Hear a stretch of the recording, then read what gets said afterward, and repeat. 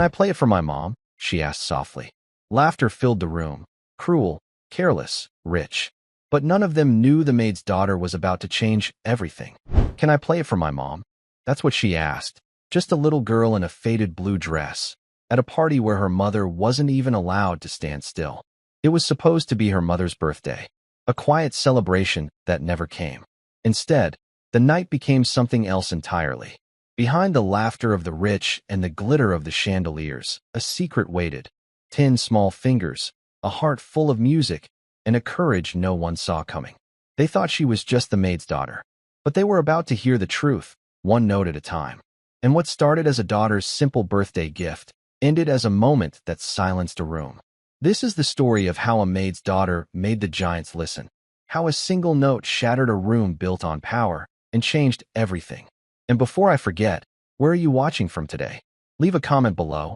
We love seeing how far these stories reach. Enjoy the story. She was a whisper in a world of roaring laughter, a secret no one was meant to see. From her hiding place behind a thick velvet curtain, she watched the giants in their glittering kingdom and wondered if they ever felt small. The Caldwell penthouse was a castle in the sky, perched on the 70th floor, with windows that swallowed the city lights below. Inside, the air was a rich mix of French perfume, roasted lamb, and the crisp smell of money. Crystal glasses chimed, a delicate music accompanying the hum of self-important conversation. Men in dark, tailored suits stood like oaks, their wives draped in jewels that shattered the chandelier light into 1,000 tiny rainbows. They were the city's architects of fortune, moving with the slow, certain grace of people who had never been denied a thing. Into this world of polished perfection, 10-year-old Chloe was a smudge. She was tucked away in a small alcove near the service corridor, her small body swallowed by the heavy, crimson curtain. Her mother had given her one simple instruction: stay quiet and stay hidden. Chloe was good at being quiet. She wore a simple blue dress, faded from countless washes, and a pair of worn-out sneakers. Her blonde hair was tied back in a simple ponytail, a few stray strands falling across a face that was all big, curious blue eyes. Those eyes missed nothing. They saw the faint sheen of sweat on the host's brow and the weary slump in her own mother's shoulders. Her mother, Susan, was a ghost of a different kind. She moved through the lavish party with practiced invisibility, a tray of canapes held perfectly level. She refilled empty glasses, cleared discarded plates, and offered polite, deferential smiles to people who looked right through her. Susan was a maid, a cleaner, a servant. Tonight, she was part of the catering staff, an extra pair of hands to ensure the seamless comfort of the city's elite. To Chloe, she was the whole world. She was the warm hands that brushed the hair from her face and the soft voice that sang her to sleep. Chloe watched her mother offer a plate of miniature quiches to a woman dripping with diamonds. The woman waved a dismissive hand, not even bothering to look at Susan. Susan's smile didn't falter, but Chloe saw the slight tremor in her hand as she turned away. A quiet anger, hot and sharp, pricked at Chloe's heart.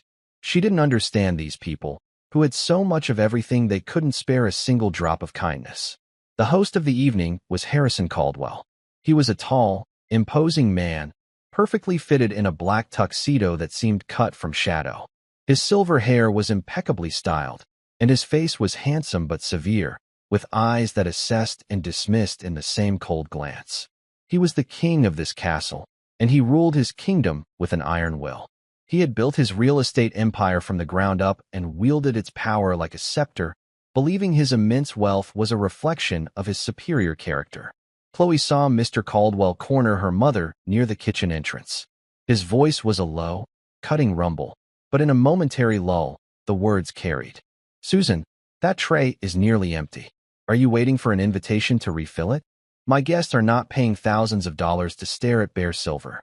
"Yes, Mr. Caldwell. Right away," Susan murmured, her head bowed.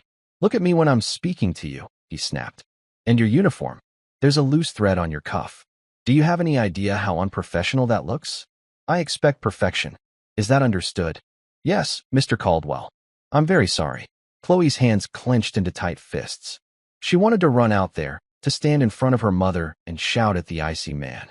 But she knew it would only make things worse. It would cost her mother this job, and they needed the money. So she stayed silent, the angry words locked behind her teeth, and watched her mother retreat into the kitchen, her shoulders a little more stooped than before. It was in that moment of helpless frustration that Chloe's eyes fell upon the room's true centerpiece. It wasn't the glittering chandelier or the panoramic view. It was the piano.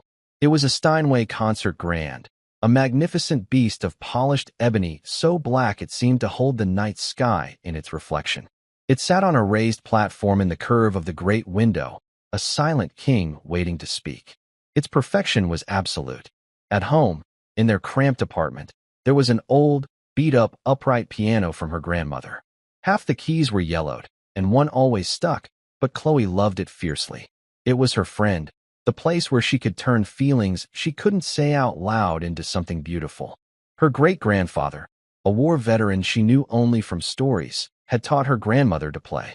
Chloe stared at the Steinway, mesmerized. She could almost feel the smooth, cool ivory under her fingertips. She could imagine its voice, not the tinny sound of her piano at home, but a voice that was rich, powerful, and pure. A voice that could fill this entire room and silence all the meaningless chatter. An hour passed. The party wore on, a slow dance of wealth and ego. Chloe's legs began to ache. Her mother had arranged for her to go home with another staff member, Mrs. Gable, at 10. But then she saw Harrison Caldwell stop her mother again. "I'm going to need you to stay late, Susan," he said, not a request but a command. "Someone has spilled wine on the Persian rug in the study. It needs to be attended to immediately. Then the kitchen needs a final deep clean." Susan's face fell, a flicker of disappointment, so brief only Chloe could have caught it. "Mr. Caldwell," she began, her voice hesitant. "My daughter is waiting, and tonight is—" "Is what?" he interrupted, his patience wearing thin. "This is more important. You'll be paid for the overtime."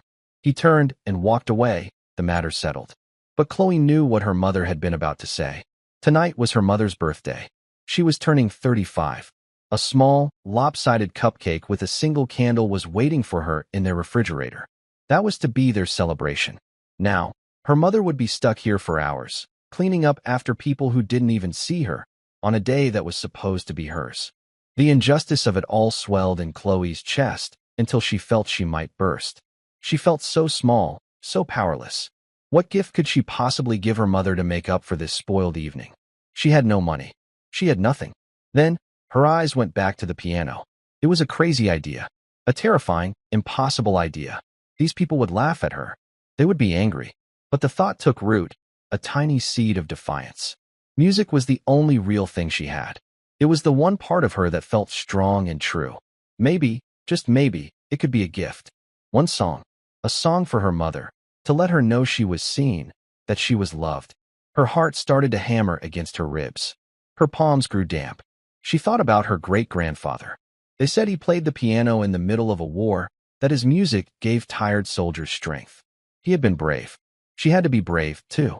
Taking a deep, shaky breath, she pushed the heavy curtain aside and stepped out of the shadows.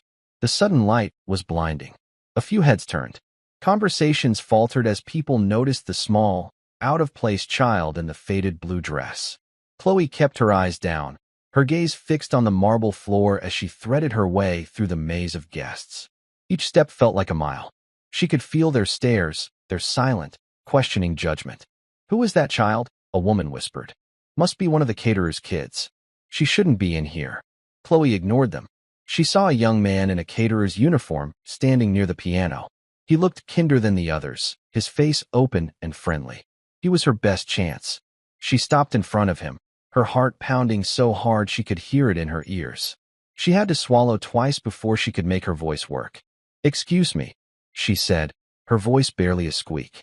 The young man, whose name tag read David, looked down and gave her a small, surprised smile. "Hey there. Are you lost?" Chloe shook her head, her eyes darting toward the piano, and then to her mother, who was just emerging from the kitchen with a bucket and cleaning supplies, her face a mask of weary resignation. "No," Chloe said, finding a sliver of courage. She looked back at David, her blue eyes wide and imploring. "Please, can I play it for my mom? It's her birthday." David stared down at the little girl, his brow furrowed in confusion. The request was so absurd, so out of place in this environment of rigid rules and unspoken hierarchies, that for a moment he thought he must have misheard her. He glanced from Chloe's earnest, pleading face to the magnificent Steinway, then back again. A kid in a faded dress wanted to play a priceless instrument in the middle of a gala hosted by one of the city's most formidable men. It was a joke. It had to be. But the look in her eyes was no joke. It was a desperate, shining sincerity that caught him off guard. He saw her quick, worried glance towards her mother, who was now on her hands and knees by the far wall, preparing to tackle the wine stain on the expensive rug. He saw the bucket, the cleaning rags, the tired curve of Susan's back. It was her birthday. The words echoed in his head. A few of the guests closest to the piano had overheard. A woman with a tight, ageless face let out a short, sharp laugh, like the bark of a small dog. "Did you hear that, darling?" she said to the man beside her. "The maid's daughter wants to perform."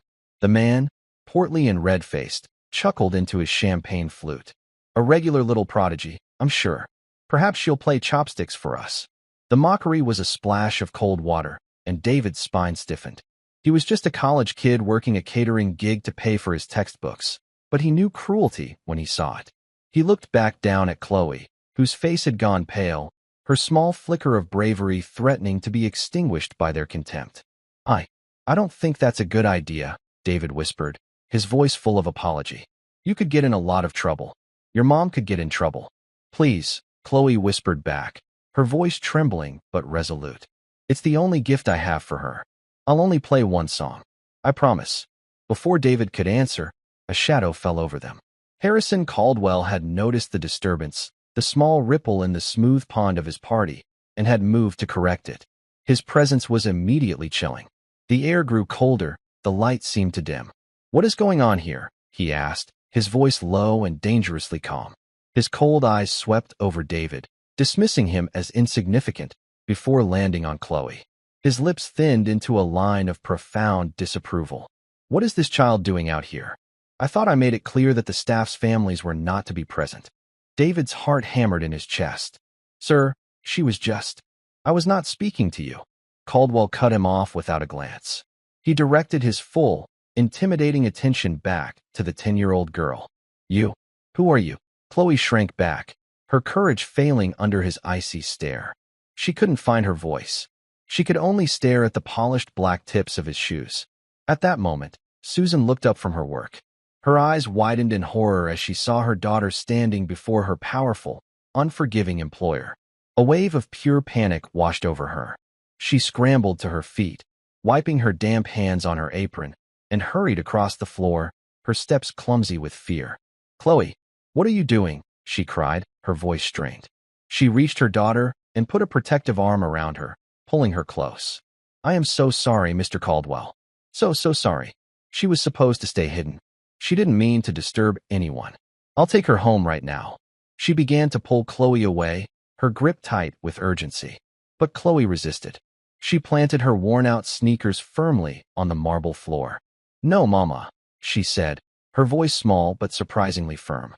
She looked up at her mother, her blue eyes shining with unshed tears. "It's for you. For your birthday." Susan's face crumpled. The mention of her birthday in this context was a new kind of humiliation. It was a private, humble thing, not something to be aired out in front of these people, especially not in front of this man. "Hush, baby, not now," she pleaded, her voice cracking. "Let's just go." Harrison Caldwell watched the pathetic little scene with a look of utter distaste. He saw not a mother and daughter, but a breakdown in the proper order of things. He saw a mess that needed to be cleaned up. "She wants to play the piano, Mr. Caldwell," the red-faced man supplied with a malicious grin. "For her mother." A wave of derisive laughter rippled through the nearby guests. It was quiet, but it was sharp, and it cut Chloe to the bone. They were laughing at her. They were laughing at her mother. They were laughing at the very idea that a gift from someone like her could have any value in a place like this. Caldwell's gaze drifted to the Steinway, and then back to Chloe. A cruel, condescending smirk touched his lips. "The piano? Don't be ridiculous. That is a $190,000 concert instrument, not a toy for a servant's child to bang on." He leaned down slightly, bringing his face closer to Chloe's, his voice dropping to a conspiratorial, mocking whisper. Go home and play with your dolls. This is a world for adults. The insult was not just to her, but to her mother, to their life, to everything they were. And in that moment, something inside Chloe snapped. The fear, the anger, the helpless frustration, it all coalesced into a single point of fiery defiance. The stories of her great-grandfather, the war veteran, flashed through her mind. He hadn't been afraid. He had faced down cannons and guns. She was only facing a man in a tuxedo. She pulled away from her mother's grasp. She lifted her chin and looked Harrison Caldwell directly in the eye. The timid, frightened child was gone. In her place was someone he had never seen before. My great-grandfather was Sergeant James Miller of the 101st Airborne, she said, her voice ringing with a sudden, startling clarity that silenced the nearby whispers. He received the Silver Star at Normandy. He said that music wasn't a toy. He said it was a weapon against the darkness. And he said that a person's worth isn't measured by how much money they have, but by what's in their heart. A stunned silence fell over the small crowd. They had expected tears, not a history lesson. They had expected a child's retreat, not a soldier's stand. Harrison Caldwell was so taken aback that for a second, he was speechless. His smirk vanished, replaced by a flicker of disbelief, and then a deep, simmering anger. Who was this little girl to lecture him? Susan stared at her daughter, her heart caught somewhere between terror and a fierce, swelling pride. She had never heard Chloe speak like that. She had never seen that fire in her eyes. Chloe didn't wait for a response. She saw the opening, the momentary crack in the wall of their arrogance, and she took it. She turned away from Caldwell and walked the few remaining steps to the piano bench. The polished ebony was cool and solid beneath her small hands. It felt like an anchor in a storm. Get away from that piano, Caldwell finally snarled, recovering his voice. He took a step forward, his hand raised to grab her. But David, the young caterer, moved. It was a small, almost imperceptible action. He shifted his weight as he was picking up an empty tray, placing himself just slightly in Caldwell's path. It wasn't a barricade, but it was enough to make the older man alter his course, to break his stride for a fraction of a second. It was a tiny act of rebellion, a silent vote of support from an unlikely ally. That fraction of a second was all Chloe needed. She slid onto the smooth, leather bench. It was a little high, but she could reach the pedals if she stretched. The 88 keys lay before her like a path, a stark and simple promise of black and white in a room full of confusing, ugly shades of gray. Her hands, small and trembling slightly, hovered over the ivory. She took one last, deep breath, shutting out the angry hiss of Mr. Caldwell's voice, the horrified gasp of her mother, and the curious, mocking stares of the giants in their glittering kingdom. She closed her eyes and thought of her mother's tired face. Then, she played the first note. It was not loud. It was a single, perfect C-sharp, played with a gentle, loving touch. But in the ringing silence that had fallen over the room, it sounded as clear and as powerful as a cathedral bell. The note hung in the air, a perfect, crystalline thing, and in that one sound, the entire world of the party, the clinking glasses, the empty laughter, the cruel whispers, seemed to hold its breath, waiting. The story was just beginning. That first note was followed by a second, then a third. They were not the hesitant, clumsy notes of a child showing off a half-learned party piece. They were notes of impossible grace and precision, strung together to form the opening bars of a melody so profound, so full of a sorrowful, aching beauty, that it seemed to physically alter the air in the room. Chloe was playing Chopin's Nocturne in C-sharp minor. It was a piece written from a place of deep longing and fierce, patriotic pain, a song of a lost home. And from the hands of a 10-year-old girl in a faded blue dress, it was a miracle. Her small fingers, which her mother had only ever seen struggling with buttons or gripping a pencil, flew across the keys with a speed and confidence that was breathtaking. They danced and leapt, cascaded and whispered. She played not just the notes, but the silence between them. The music filled the vast penthouse, pouring into every corner, silencing every conversation. The clinking of glasses stopped. The rustle of silk dresses ceased. All of it was swallowed by the sound emanating from the grand piano, a sound that was at once heartbreakingly delicate and shatteringly powerful. The red-faced man who had joked about chopsticks now stood with his mouth slightly agape, his champagne flute forgotten in his hand. The woman who had laughed at the maid's daughter clutched the arm of her companion, her painted-on smile gone, replaced by a mask of slack-jawed astonishment. They were connoisseurs of expensive things, and while most of them knew little about music, they knew enough to recognize that what they were hearing was extraordinary. This was not a child's recital. This was art. Harrison Caldwell was frozen in place, his hands still half raised. His mind, a sharp and efficient machine trained to calculate profit margins and hostile takeovers, struggled to process the data it was receiving. The source of the sound, this small, defiant child, was completely at odds with its quality. He had dismissed her as an insignificant nuisance, a bit of social untidiness to be swept away. But the music she was creating was a thing of immense value. It was complex, sophisticated, and emotionally devastating. It was a language he did not speak, but he could feel its power, and it infuriated and mystified him in equal measure. He was a man who owned masterpieces, but he had never witnessed one being born. But the most profound transformation was happening in Susan. As the first wave of melody washed over her, her fear began to recede, replaced by a disbelieving awe. She knew Chloe played the piano. She had encouraged it, saving what little money she could for lessons with a kindly old woman in their neighborhood. She had heard her daughter practice for hours on their old, out-of-tune upright, the muffled notes a familiar soundtrack to their quiet life. She thought she knew her daughter's talent. She knew nothing. What she was hearing now was not the music of a student. It was the music of a master.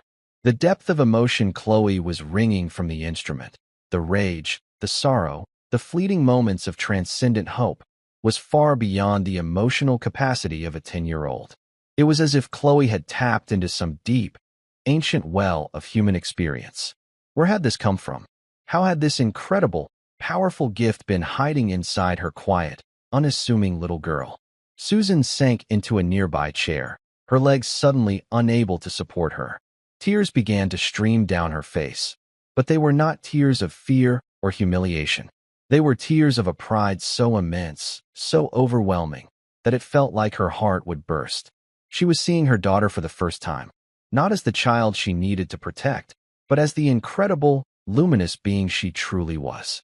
The world had tried to make them both small, to define them by their poverty and their position. But in that moment, her daughter was the biggest thing in the room. Her music was a roar that drowned out all the giants. The piece moved into its tumultuous middle section. The tempo quickened, the notes becoming a furious, passionate storm. Chloe's body swayed with the music, her ponytail swinging like a metronome. She was no longer just playing the piano, she was commanding it. The Steinway, which had seemed so imposing and untouchable, was now an extension of her own small body, an amplifier for the gigantic feelings raging within her. The music spoke of her anger at Mr. Caldwell, of her frustration at their poverty, of her fierce, protective love for her mother. It was a tempest of emotion, rendered with flawless, terrifying technical skill. A few of the guests, recovering from their initial shock, began to whisper, "Who is she? I've never heard anything like it." An elderly gentleman with a kind face and watery eyes, who had been sitting quietly in a corner all evening, leaned towards his wife.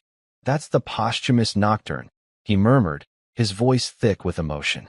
"I've heard it played at Carnegie Hall. Never like this. Never with such honesty." His name was Mr. Abernathy, a quiet philanthropist and a lifelong patron of the arts. He had donated millions to the city's symphony, but his face held a look of reverence he usually reserved for seasoned maestros, not unknown children. David, the young caterer, stood near the wall, a tray of empty glasses balanced in his hands. He had forgotten completely about his duties. He watched Chloe, a huge, goofy grin spreading across his face. He had been the gatekeeper. He had been her one small chance, the person who hadn't immediately said no. And he felt a ridiculous, bubbling sense of pride, as if he had somehow discovered this hidden treasure himself. He caught Susan's eye across the room and gave her a small, encouraging nod. She returned it with a watery, grateful smile. The storm of the music began to subside. The furious cascade of notes softened, returning to the haunting, lyrical melody of the beginning. It was the sound of a sunrise after a long, dark night. It was the sound of tears drying. It was a promise that even after the deepest sorrow, there could be peace. Chloe's touch on the keys became impossibly gentle, each note a soft, falling star. The final chords hung in the air, shimmering, before fading slowly into a perfect, profound silence. For a full 10 seconds after the last note died away, the room was utterly still. No one moved. No one breathed. The silence was more powerful than any applause. It was a shared, sacred space that Chloe had created, a moment of pure, unadulterated truth in a room built on artifice. Then, Mr. Abernathy, the elderly philanthropist, rose slowly to his feet. He began to clap. His applause was not the polite, rhythmic clapping of a society gala. It was loud, heartfelt, and genuine. A moment later, his wife joined him. Then, another guest, and another. Within seconds, the entire room, this collection of the city's most cynical and powerful people, erupted in a thunderous, standing ovation. The applause was a physical force, a wave of sound that washed over Chloe. She opened her eyes, looking out from the shelter of the piano. She seemed dazed, as if waking from a dream. She saw the faces of the guests, no longer mocking or dismissive, but filled with a stunned, unadulterated admiration. She saw Mr. Caldwell, his face a complex mask of shock and grudging respect.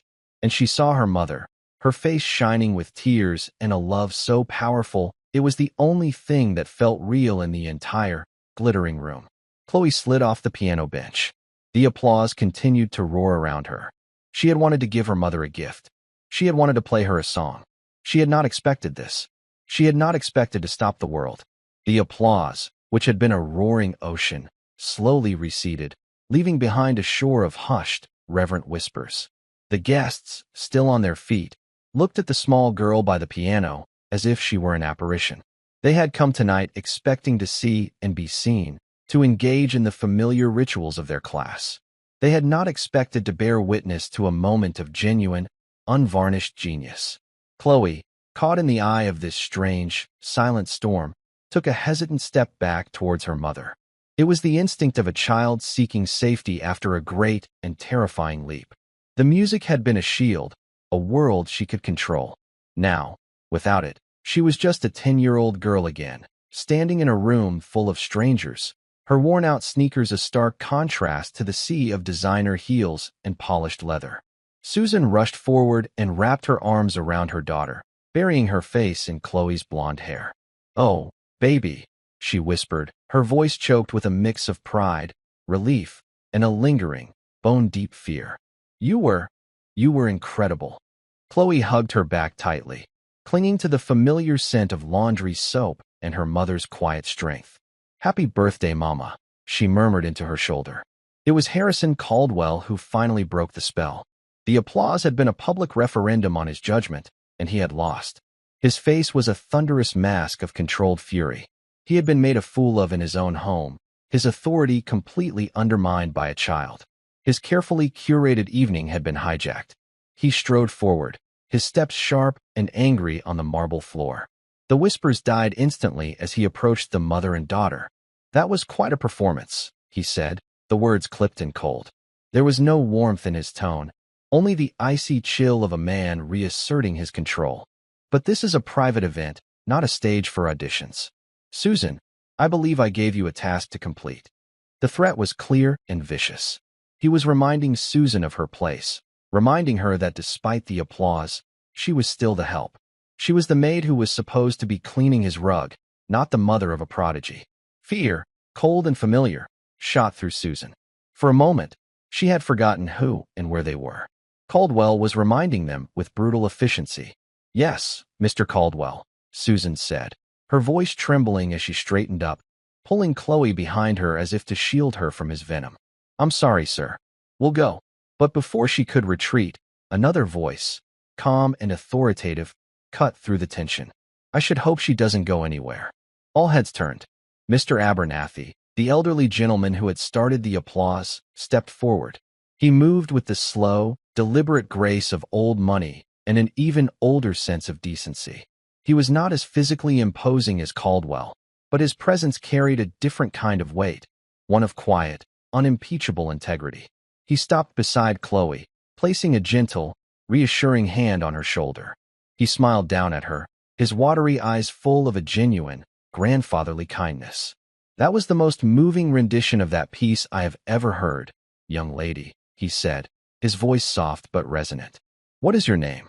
"Chloe, sir," she whispered, intimidated by this new attention. "Well, Chloe," he said, still smiling, "you have a remarkable gift. A truly remarkable gift." He then turned his gaze to Harrison Caldwell, and the warmth in his eyes vanished, replaced by a cool, appraising look. "Harrison, you have a future virtuoso, a genuine prodigy, playing a $190,000 piano in your living room, and your first instinct is to send her back to the scullery? Forgive me, but that seems a rather stunning failure to recognize true value." The rebuke was delivered in the polite, measured tones of their social class, but it was as sharp and effective as a slap in the face. Caldwell's jaw tightened. Abernathy was one of the few men in the city whose social and financial standing rivaled his own. He was also the head of the board of the very charity for which this gala was being held. Caldwell could not dismiss him as he had dismissed everyone else. "William," Caldwell said, forcing a tight, unpleasant smile, "I appreciate the music as much as anyone. But there is a time and a place. This is a private residence." "Nonsense," Abernathy said with a dismissive wave of his hand. "This is a party, and this young lady has just given your guests a far greater gift than any of your overpriced catering. You should be thanking her." He looked back at Chloe and her mother. "Ma'am," he said to Susan, his tone respectful, "your daughter is extraordinary. Has she had formal training?" Susan, flustered and overwhelmed, could only stammer, "A little. Mrs. Peterson, in our building, she gives lessons." Abernathy nodded, his expression thoughtful. "I see. And you, Chloe? Is this what you want to do? Do you love to play?" Chloe looked from the kind old man to her mother's worried face, and then at the magnificent piano. She thought of the joy she felt when her fingers found the right chords, the way the music could say all the things she couldn't. "More than anything," she said, her voice quiet but certain. "I thought so," Abernathy said with a satisfied nod. He reached into the inner pocket of his tuxedo jacket and produced a slim, elegant business card. He offered it to Susan. "My name is William Abernathy. I am the chairman of the board for the Juilliard School. I would like to arrange for an audition for your daughter. A full scholarship, of course. We have a pre-college division. She would study with the best instructors in the world." The room erupted in a fresh wave of murmurs. The Juilliard School. A full scholarship.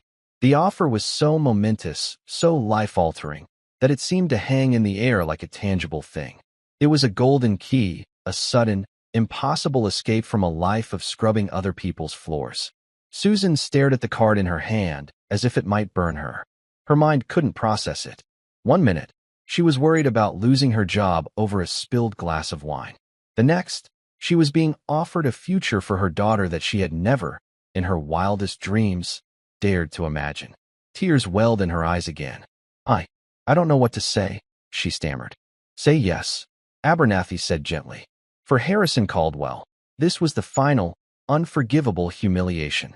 Not only had he been upstaged, not only had he been publicly rebuked, but now his party was being used as a backdrop for this fairy tale discovery. Abernathy was anointing this child, this nobody, right here on his Persian rug. It was a complete and total usurpation of his authority. "This is hardly the venue for such arrangements, William," Caldwell said, his voice dangerously low. He took a step closer, trying to reclaim the center of attention. He looked down at Chloe, a cruel, calculating glint in his eyes. He decided that if he couldn't intimidate her, he would try to purchase her.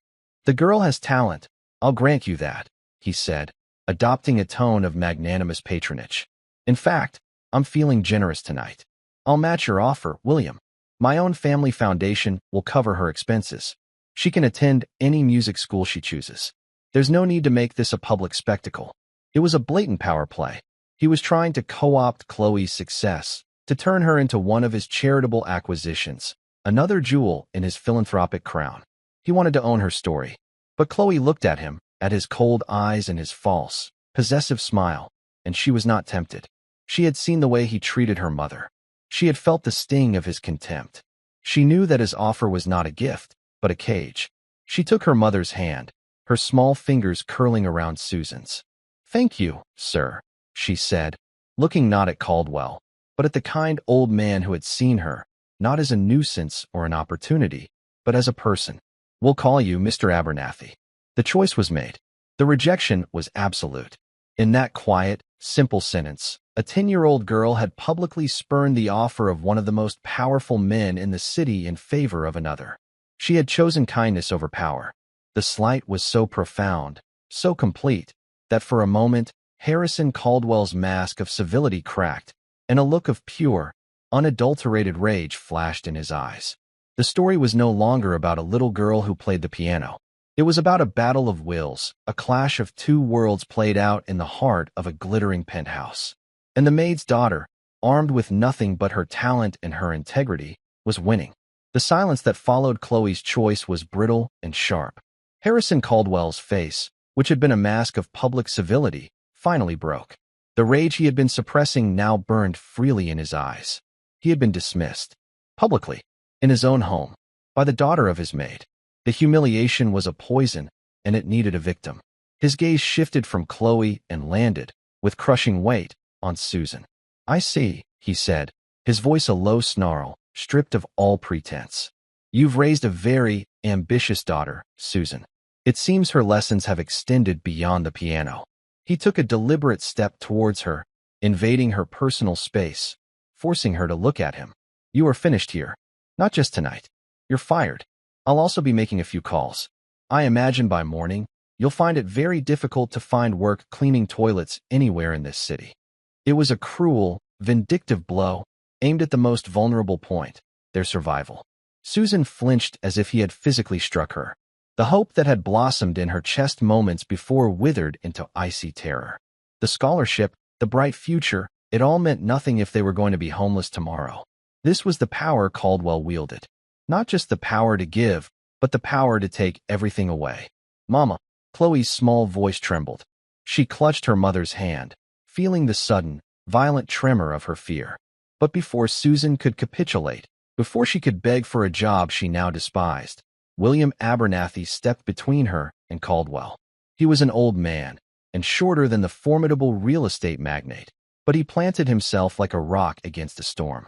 "That's quite enough, Harrison," Abernathy said, his voice ringing with an authority that had nothing to do with volume and everything to do with character. "Are you really so fragile that your ego can be shattered by a 10-year-old girl with integrity?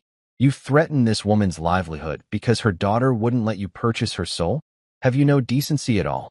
"This is a private matter between me and my employee," Caldwell shot back, his face darkening with fury.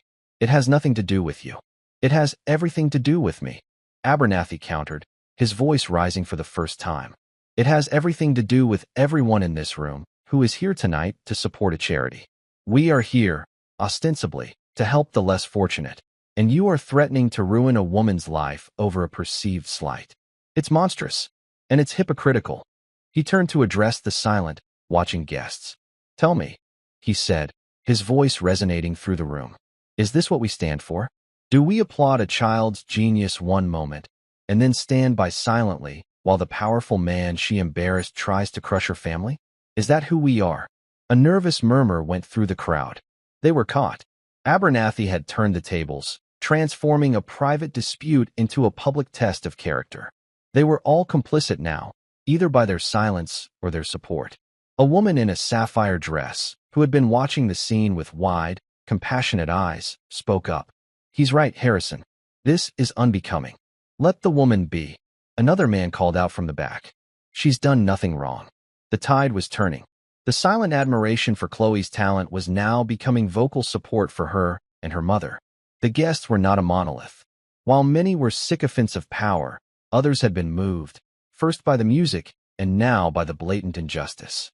They saw the conflict for what it was, a bully trying to punish a child for being brave. Caldwell looked around the room, at the faces of his guests, and saw that he had lost them. He had overplayed his hand. His attempt to reassert his dominance had only exposed his cruelty, making him look petty and vindictive.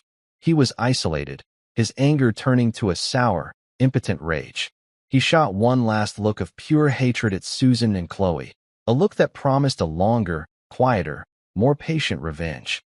Then, without another word, he turned on his heel and strode out of the main ballroom, his rigid back a testament to his fury. The king had been dethroned in his own castle.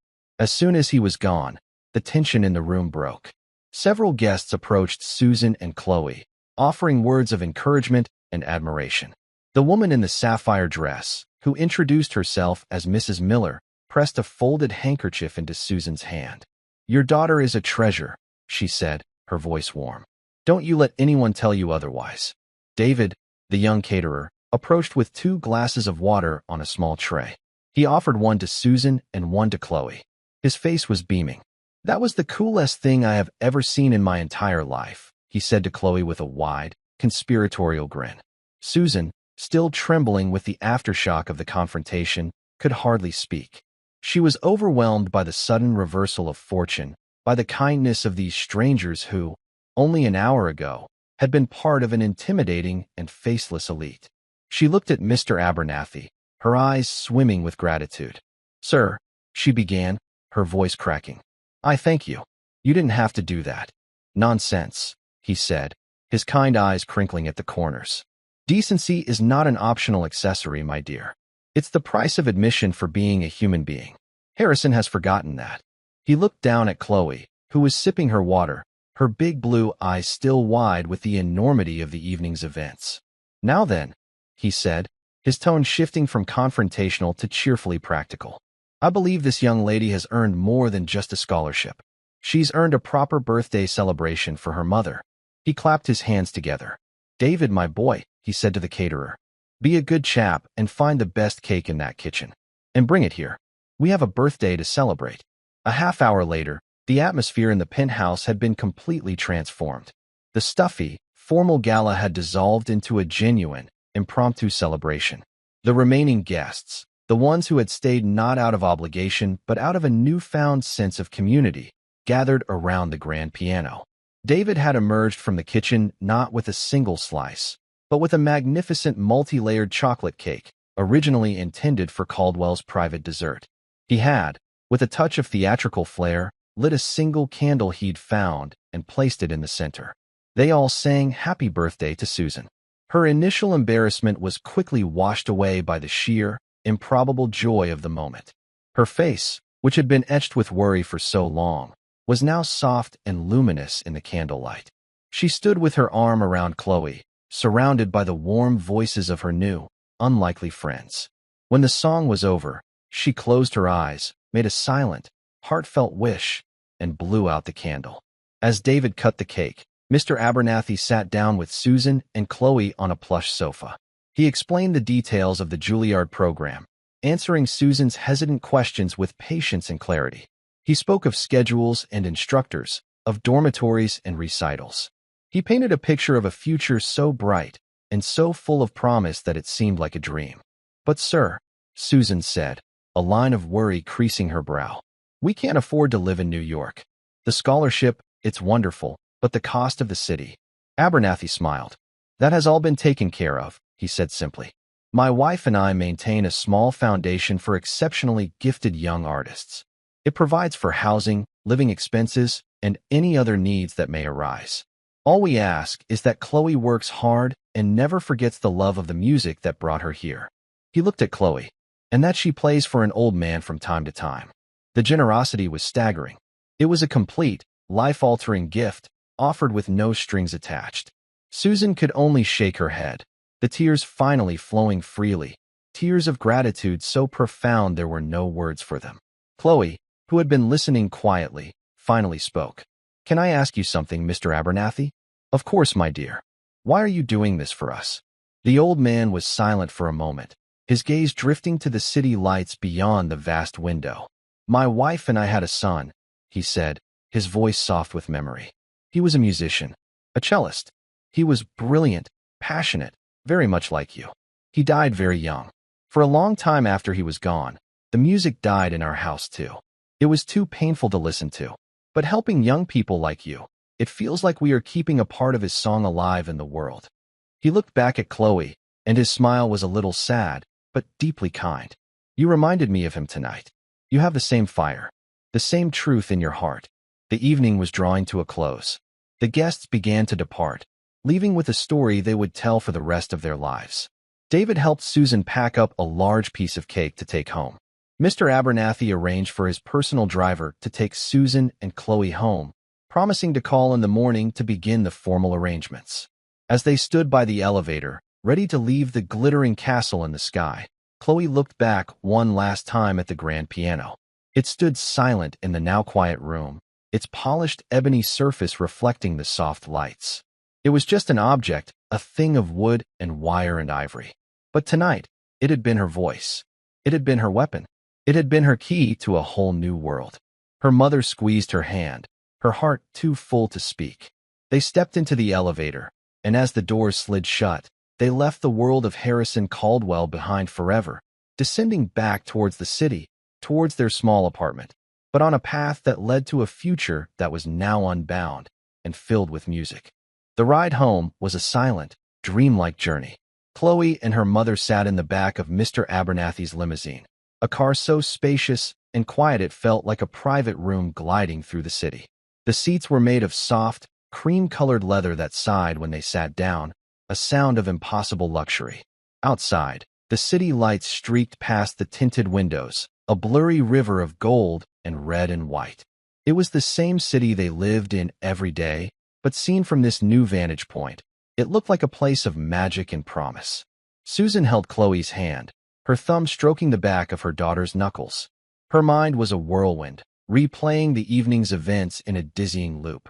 Harrison Caldwell's sneering face, the terrifying threat of ruin, the impossible, beautiful sound of her daughter's music, the thunder of applause, the quiet, firm kindness in William Abernathy's eyes. It felt less like a memory and more like a scene from a movie she had watched, a fairy tale that had somehow swallowed them whole. She looked at the elegant box on the seat beside her, the one containing the slice of rich chocolate cake, and it seemed like the only piece of tangible evidence that any of it had been real. Chloe leaned her head against her mother's shoulder, her small body finally succumbing to the exhaustion of the long, emotional night. But her mind was still wide awake, her thoughts buzzing. She thought about the weight of the piano keys under her fingers, the way the music had poured out of her like a language she hadn't known she could speak so fluently. For the first time in her life, she hadn't felt small or invisible. She had felt powerful. She had made the giants listen. She wondered if this was how her great-grandfather had felt, not with a piano, but with his courage, standing firm in the face of something huge and terrifying. The car slowed, turning off the wide, brightly lit avenue onto a quieter, more familiar street. It glided to a stop in front of their apartment building, a modest, 5-story brick structure that looked humbled and small in the glare of the limousine's headlights. Their home. It had always been a refuge, but tonight, the contrast between this simple building and the glass tower they had just left was staggering. The driver, a man with a kind, discreet smile, came around to open the door for them. "Have a good night, ma'am, miss," he said, his voice a respectful murmur. "Thank you," Susan said, her voice still shaky. She took the cake box, and she and Chloe stepped out onto the familiar cracked pavement. They watched as the long, black car pulled away from the curb, its red taillights disappearing around the corner, leaving them in the quiet dark of their own neighborhood. The magic carriage had returned them home. They climbed the 3 flights of stairs to their apartment, their footsteps echoing in the silent building. Susan unlocked the door, and they stepped inside. The air in their small, 2-bedroom apartment was warm and still. It smelled of home, of lemon-scented cleaner, of the soup Susan had made for dinner, of old books and Chloe's faint, chalky scent from her piano keys. Everything was exactly as they had left it. The worn-out sofa with the slightly frayed armchair, the small kitchen table with its 2 mismatched chairs, the framed photos on the wall of grandparents, and of a younger Susan holding a baby Chloe. It was a world away from the Caldwell penthouse. There were no chandeliers, no marble floors, no priceless works of art. But there was a different kind of wealth here, the quiet, deep, unshakable wealth of love. Susan placed the cake box on the kitchen table and then sank onto one of the chairs, the last of her adrenaline finally draining away, leaving her feeling boneless and weak. Chloe sat opposite her, her small feet dangling a few inches from the floor. For a long moment, they just looked at each other, the immensity of what had happened finally beginning to sink in. "Juilliard," Susan whispered. the words sounding foreign and holy in her small kitchen. She reached into the pocket of her simple black uniform and pulled out the business card Mr. Abernathy had given her. It was thick and white, the lettering a crisp, embossed black. It felt heavy in her hand, like the deed to a new life. William Abernathy, Chairman of the Board, the Juilliard School. President, the Abernathy Foundation for the Arts. And beneath that, a phone number and an address on Park Avenue. Susan traced the letters of his name with her fingertip. Then she turned the card over. There was a small, handwritten note on the back, in elegant, sloping cursive. P.S. It read, "Please give my warmest regards to your grandmother, Eleanor. Her father was the bravest man I ever knew. He once played the piano for my platoon on a cold night in Bastogne and made us all feel human again. I've been in his debt ever since. W.A." Susan read the note once, then twice. Her breath caught in her throat. Her eyes darted from the words to Chloe's face, her mind struggling to connect the pieces. Eleanor, her mother's name. Her father, Sergeant James Miller. Bastogne. He once played the piano for my platoon. Oh my God, Susan breathed, her hand flying to her mouth. The card trembled in her other hand. Chloe, listen to this. She read the note out loud, her voice thick with wonder and disbelief. Chloe's eyes grew wider with every word. The story she had known her whole life, the legend of her great-grandfather, the piano-playing war hero, had suddenly crashed into their present. It wasn't just a story. It was a connection. It was a debt. William Abernathy wasn't a random benefactor, a kind stranger who had appeared out of nowhere. He was one of the soldiers. He was one of the men her great-grandfather had played for, one of the lives he had touched with his music in the middle of a war decades ago, an ocean away. The twist was so profound, so utterly perfect, that it felt like the universe itself had conspired to write it. The legacy of a brave man's kindness had been a seed, planted in the frozen mud of a battlefield, and it had lain dormant for 2 generations, waiting for this one night, waiting for his great-granddaughter to be brave in her own way, to finally bring it to bloom. The tears that came to Susan's eyes now were not of fear or even of gratitude. They were tears of connection, of understanding that their lives were part of a much larger, more beautiful story than she had ever known. Her grandfather's courage had not died with him. It had been passed down, a silent inheritance, and it had saved them tonight. Harrison Caldwell thought the world ran on money and power. He thought a person's worth could be written on a balance sheet. He was wrong. The world ran on these invisible threads of kindness and courage. It ran on the echoes of songs played in the darkness. That was the real power. That was the real wealth. Chloe finally understood. Her great-grandfather's gift wasn't just the music. It was the bravery to share it when it was needed most. A small smile touched her lips. She stood up, went to the refrigerator, and took out the small, lopsided cupcake with the single, unlit candle. She brought it to the table and set it down next to the decadent, multi-layered cake from the penthouse. The two sat side by side, one a symbol of immense wealth, the other a symbol of humble love. Both were part of their story now. Susan looked at the cupcake, then at Chloe, and she started to laugh. It was a quiet, watery laugh at first, and then it grew, a sound of pure, unadulterated joy and release. She laughed until tears streamed down her cheeks, washing away the last traces of the evening's fear. She lit the single candle with a match from the stove. The tiny flame flickered, casting a warm, gentle glow on their faces. It wasn't the glittering light of a chandelier, but it was enough. It was everything. "Happy birthday, Mama," Chloe said again, her voice soft in the quiet of their kitchen. "Thank you, my little songbird," Susan whispered back, reaching across the table to brush the hair from her daughter's forehead. They didn't eat the fancy cake. They shared the cupcake. They sat there in their small, safe kitchen, in the heart of the vast, sleeping city, and they shared their own small, perfect celebration. From their window, the lights of the distant skyscrapers looked like a field of scattered diamonds. It was a world they had once only looked at from afar. Now, they knew they didn't have to live in its castles to be queens. They just had to remember the music that was in their hearts, and the unbreakable strength of the song they had made together. And that's where we'll end the story for now. Whenever I share one of these, I hope it gives you a chance to step out of the everyday and just drift for a bit. I'd love to know what you were doing while listening. Maybe relaxing after work, on a late-night drive, or just winding down? Drop a line in the comments. I really do read them all. And if you want to make sure we cross paths again, hitting like and subscribing makes a huge difference. We are always trying to improve our stories, so feel free to also drop your feedback in the comment section below. Thanks for spending this time with me.